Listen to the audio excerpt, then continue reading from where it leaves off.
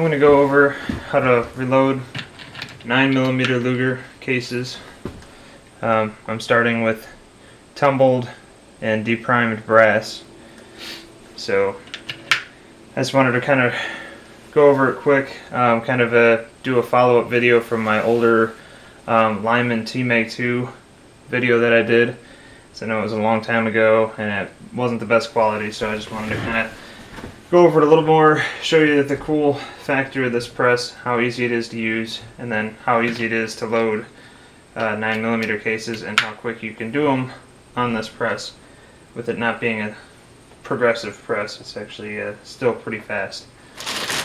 So what we're going to be doing is loading 124 grain, I believe, 124 grain Rainier ballistics, hollow points.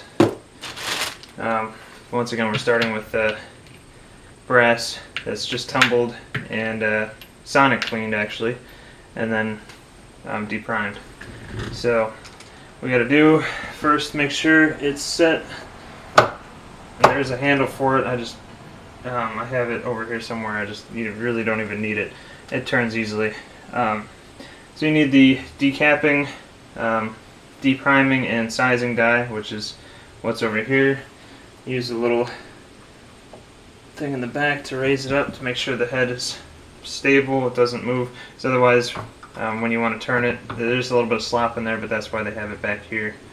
This little thing back here, so you can get it tight. So we have the case in there, we need to size it. Put it up in there.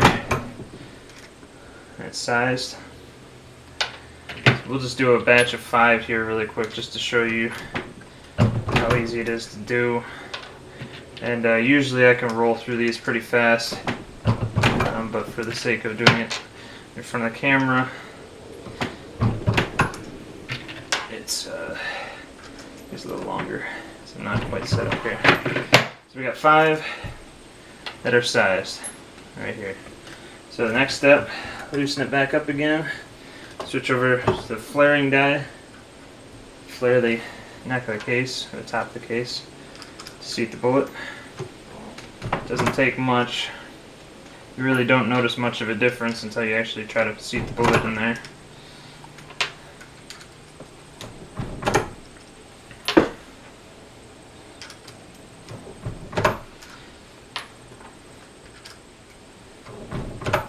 Alright, so that's done with those 5 cases. I'm going to switch it over to the bullet seating die. So we got to prime these cases. And once again, there's a priming arm that comes with this press. You mouse down here, goes in through this little channel here, and the little primer pocket sticks up here. I tried it several times. I never got it to work quite right. The primer would always be partially sticking out of there. So I said forget it. The RCBS hand priming tool works a million times faster. So just like that.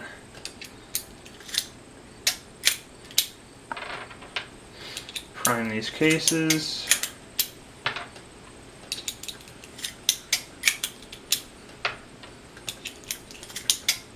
And you get the feel for each case when you use this. You can really feel when the primer is set right, at the proper depth. So you get the hang of that. You can fly through cases.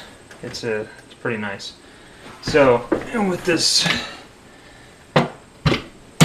powder measure, I have it set at around 5.1 grains, and I'm using the IMR SR 4756, which works great. You only need right around 5 grains of powder. You can go up to like almost 6, but that's really pushing it. But I have it set, so it's like 5.1 is the average. Throws sometimes 5.2 or 5.0, which is fine. You get plenty of that works just fine. But put a charge in here, make sure it's all out of there. Dump it in here. Do another one.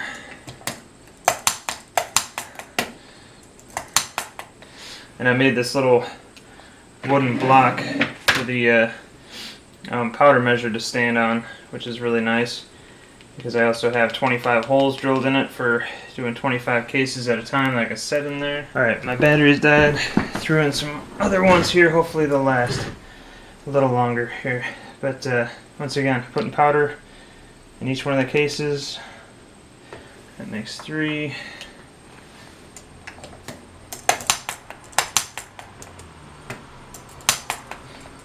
Loosen up a little bit. 4.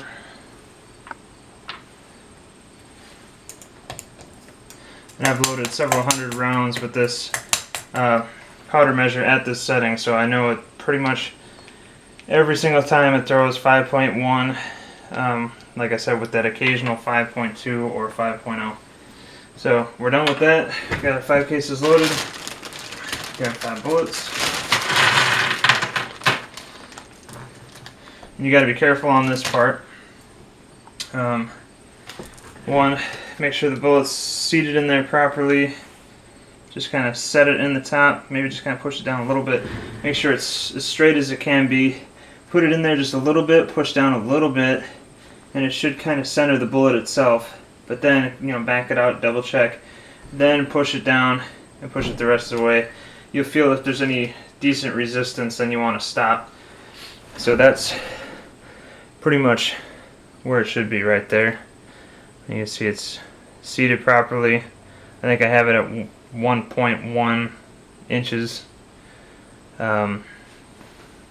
This is what happens if you don't kind of put it in there a little bit first, then back it out, double check. It will start kind of cutting the edge of the case. And I think that's because the seating die, the special die that's meant for hollow points, just the way it is in there, if it's that bullet does not line up pretty straight, it tends to catch the edge of that die on the inside because it's an insert that goes inside the actual die itself. It just caught the edge of that.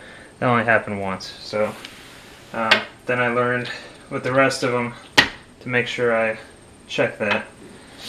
So once again, grab another bullet, throw it on. Oops, that didn't. That should work there. Push down a little bit, double check. Yep. The rest of the way, seated. Do this one.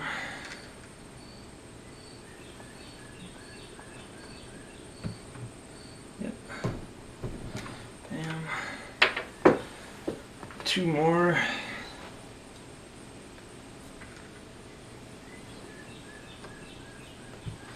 That one might need a little bit. Oh, there we go. That's good.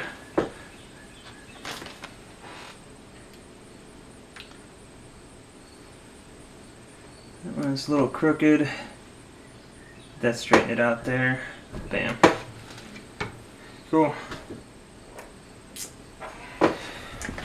Those are the 5 hollow point rounds that I just loaded.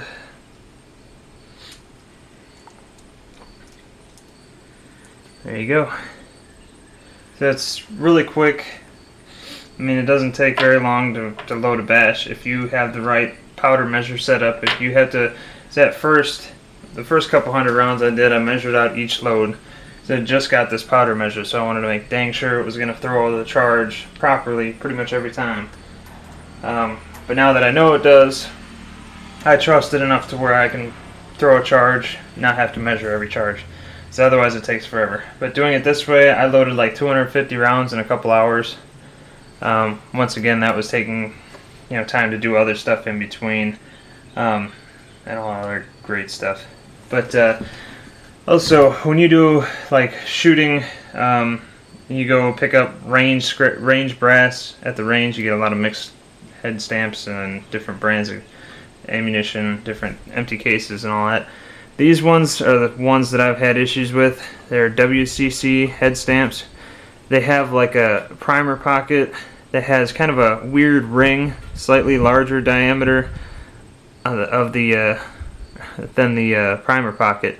And when you're hand priming it, a lot of times it'll catch that outer ring causing the primer to not actually set in the pocket, or it'll go in and at an angle, and it'll try to basically destroy that primer. The edge that catches that outer ring will start to crumple and smush. So that's not a good thing. Could be dangerous if you're kind of doing hand priming really fast. If you don't check all your cases, kind of sort out the ones that might cause issues. It's one of those things that you kind of learn the more you hand load. But those ones are something to look out for. Now I have other WCC head stamps. I know this one's an 11. There was some other 11s that actually had it centered properly. This one actually, well, that one is still pretty bad. But there's a few that are actually centered perfect. So they're like any other case. As you can see here, like the Winchester case, there is no other ring outside. It's just kind of rounded on the edge like it should be. So it seats really nice and easy. But those ones are, like I said, are the ones that cause issues there. WCCs. Those are the only ones that I've had so far out of 9mm cases that I've had issues priming with. So I just keep those separate. And I don't really play around with those. I got so many other 9mm cases, it doesn't really matter. But once again, reloaded 100 hollow points, 200 full metal jackets just last night.